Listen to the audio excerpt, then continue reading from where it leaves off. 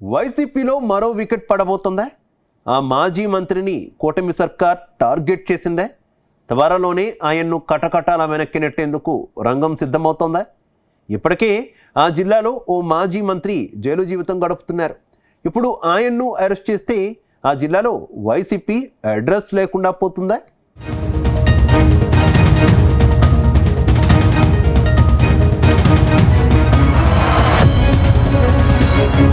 ఆంధ్రప్రదేశ్లో వైసీపీ ప్రభుత్వం అధికారం కోల్పోయాక ఆ పార్టీ నేతలను వరుస కేసులు వెంటాడుతున్నాయి. ముఖ్యంగా నెల్లూరు జిల్లా వైసీపీ నేతలు కేసులతో ఉక్కిరిబిక్కిరి అవుతున్నారు. ఇప్పటికే అక్రమ మైనింగ్ కేసులలో అరెస్ట్ అయిన మాజీ మంత్రి కాకాని గోవర్ధన్ రెడ్డి జైలు జీవితం గడుపుతున్నారు. ఆయనపై 10కి పైగా కేసులు నమోదవడంతో ఇప్పుడప్పుడే బెయిల్ రావడం కష్టమేనని అనుచరులే అనుకుంటున్నారు. ఇదే మైనింగ్ కేసు ఇప్పుడు మరో వైసీపీ నేత మాజీ మంత్రి అనిల్ కుమార్ యాదవ్ మెడకు చుట్టుకుంటోంది. అక్రమ తవ్వకాల కేసులో అరెస్టైన శ్రీకాంత్ రెడ్డి ఇచ్చిన సమాచారంతో ఇప్పుడు మాజీ మంత్రి అనిల్ కుమార్ యాదవ్ కు ఉచ్చు బిగుస్తోంది. క్వాచ్ కేసులో అనిల్ కుమార్ అనుచరుడు శ్రీకాంత్ రెడ్డిని అదుపులోకి తీసుకున్న పోలీసులు అతని నుంచి మరింత సమాచారం రాబట్టారు.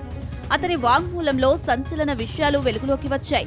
అనిల్ కుమార్ యాదవ్ కాకాని గోవర్ధన్ రెడ్డితో తనకు వ్యాపార లావాదేవీలు ఉన్నాయని శ్రీకాంత్ రెడ్డి అంగీకరించినట్లు తెలుస్తోంది.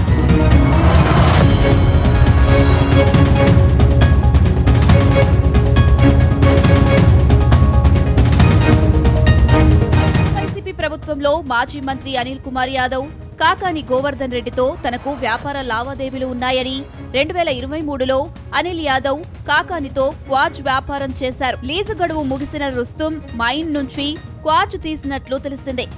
అలా సంపాదించిన డబ్బుతో అనిల్ గూడూరులో 100 ఎకరాలు, నాయుడుపేట వద్ద 50 ఎకరాల్లో వెంచర్లు వేశారు.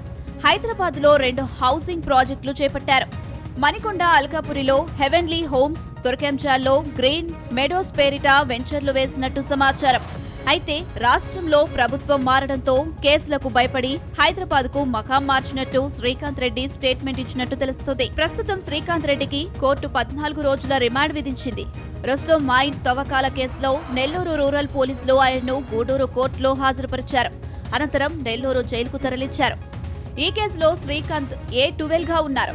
అయితే శ్రీకాంత్ రెడ్డి ఇచ్చిన వాంగ్మూలంతో మాజీ మంత్రి అనిల్ కుమార్ యాదవ్ పూర్తిగా ఇరుక్కున్నారనే చర్చ జరుగుతుంది.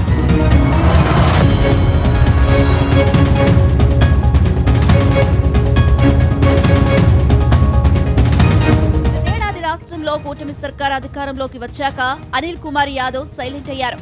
తన మకాం చెన్నైకి మార్చారు.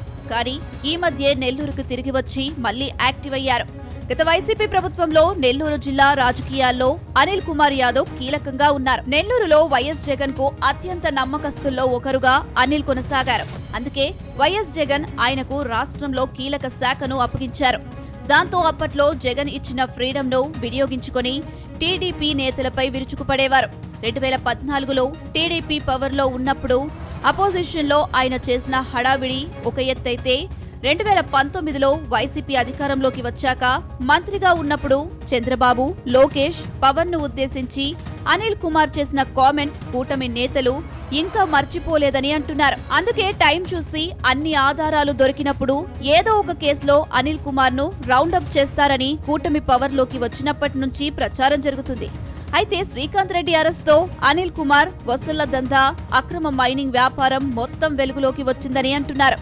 పక్కా ఆధారాలు దొరికాయని శ్రీకాంత్ రెడ్డి వాంగ్మూలంతో అనిల్ కుమార్ ఇరికిపోవడం పక్కా అన్న ప్రచారం జరుగుతుంది. ఈ నేపథ్యంలో త్వరలోనే అనిల్ కుమార్ ను అరెస్ట్ చేస్తారని ప్రచారం జరుగుతుంది.